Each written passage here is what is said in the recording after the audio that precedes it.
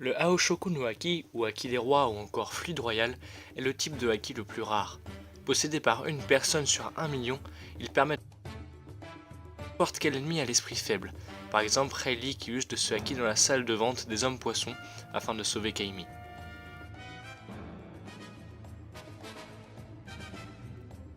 Salut tout le monde, ici le Phoenix, et aujourd'hui on se retrouve pour une vidéo sur le Haki des rois. Une petite théorie certes, mais si elle se retrouve avérée, aurait d'énormes répercussions dans le monde de One Piece. Tout d'abord, je tiens à vous dire que le monde de One Piece tire quelques-unes de ses inspirations dans le manga Dragon Ball. Le Super Saiyan au début du manga, jusqu'à l'arc des cyborgs, était censé être une qualité qu'un homme par millénaire était censé acquérir. Or, plus tard dans le manga, cette transformation fut banalisée et presque tous les Saiyans sont désormais en sa possession.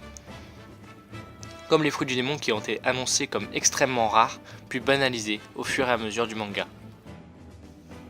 Il y a aussi quelques similitudes entre certains personnages. Son Goku et Luffy aiment tous les deux la viande, sont tous les deux naïfs et sont inspirés du même personnage, Son Wukong. Zoro et Vegeta sont plutôt solitaires au début, puis au fur et à mesure du manga deviennent beaucoup plus attachants. Ils s'entraînent perpétuellement et sont tous les deux plutôt charismatiques. Sanji et Yamcha aiment les femmes, mais une fois devant, perdent leurs moyens, etc.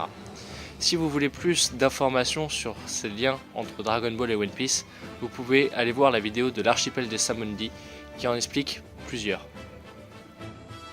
Jusque là, vous vous demandez sûrement où est le rapport avec le Haki Royal. Et bien selon nous, le Haki Royal ne serait pas, comme on le dit, une capacité qu'un homme sur 1 million aurait la possibilité d'éveiller, mais que tout le monde pourrait détenir au fond de lui. Selon nous, le Haki Royal que chaque personnage du manga pourrait posséder aurait des conditions d'éveil. Il faudrait être énormément fatigué, avoir subi d'importants dégâts, être énormément en colère et avoir une volonté de protéger un être cher.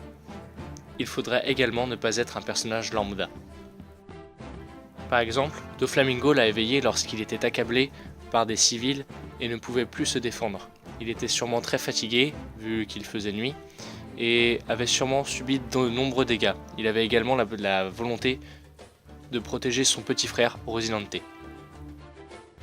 Ace, quant à lui, l'a éveillé au Grey Terminal, en présence de Dadan, qui risquait de mourir tué par de sacrés bandits. Il était très fatigué et avait subi lui également d'importants dégâts, et était probablement très en colère.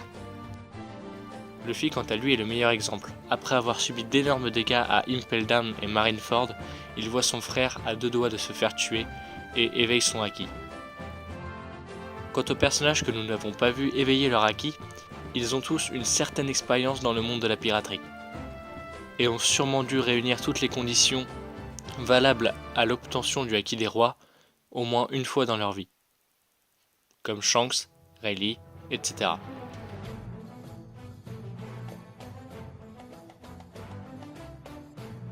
Bien sûr, nous ne détenons pas la vérité vraie, cette vidéo n'est que supposition, mais c'est aussi notre avis et nous vous demanderons de rester polis et respectueux dans les commentaires. Cet espace est également là pour nous faire part de vos idées sur la chose, alors n'hésitez surtout pas à commenter, partager et liker la vidéo. N'oubliez pas de vous abonner à la chaîne pour ne pas manquer les futures vidéos. On sait qu'on n'avait pas beaucoup d'arguments pour cette vidéo, mais c'est vraiment une idée qui nous tient à cœur. Sur ce, Jana!